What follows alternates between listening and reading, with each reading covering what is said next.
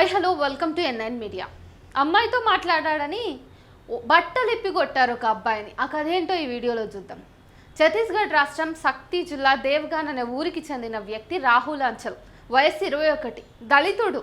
5 రోజుల క్రితం అతన్ని ఊరిలోని కొందరు దారుణంగా హింసించారు. అతను చేసిన తప్పేంటి? గ్రామంలో చంద్రాస్ అనే ఓబీసీ వర్గానికి చెందిన 16 ఏళ్ల అమ్మాయితో మాట్లాడటమే అతను చేసిన తప్పు. దీంతో ఆ అమ్మాయి కుటుంబ సభ్యులు అతన్ని పట్టుకుని చెప్పులతో కొట్టి, ఆపై చేతికి దొరికిన అన్ని రకాల వస్తువులతోనూ దాడి చేశారు. ఆపై ఊరి మధ్య నిలబెట్టి బట్టలు విప్పించి మరి కొట్టారు.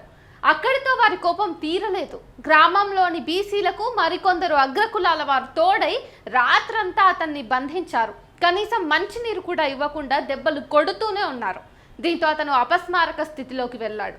ఉదయం స్థానికులు అతన్ని చూసి రాయ్గఢ్ ఆసుపత్రిలో చేర్పించారు. అతని పరిస్థితి ఇంకా విషమంగానే ఉంది. ఈ ఘటనను సుమటోగా తీసుకున్న పోలీసులు అతనిపై దాడి చేసిన వారి మీద కేసు నమోదు చేశారు. ఇక మీరు మొదలు పెట్టండి మీ కామెంట్లను. అతడి స్థాయి ఏంటో అతనికి తెలియాలి. వేరే కులం అమ్మాయిలతో అతనికి మాటలేంటి? ఆ అమ్మాయిని ఏదో చేసే ఉంటాడు. పల్లెల్లో ఉన్నవాడికి ఈ కులాల సంగతి తెలియదా? వాడి కులంలో వాడికి అమ్మాయిలే దొరకలేదా? వీళ్ళకి ఇట్లానే కావాలి, అట్లాంటి పనులు చేస్తే ఇట్లానే కొడతారు, సో ఆన్. మనది భరతఖండం. మొన్న శ్రీరామనవమికి రాముడి పోస్టర్ పెట్టి శుభాకాంక్షలు రాసిన చాలా మందికి ఇవాళ అంబేద్కర్ జయంతి విషయం కూడా గుర్తులేదు.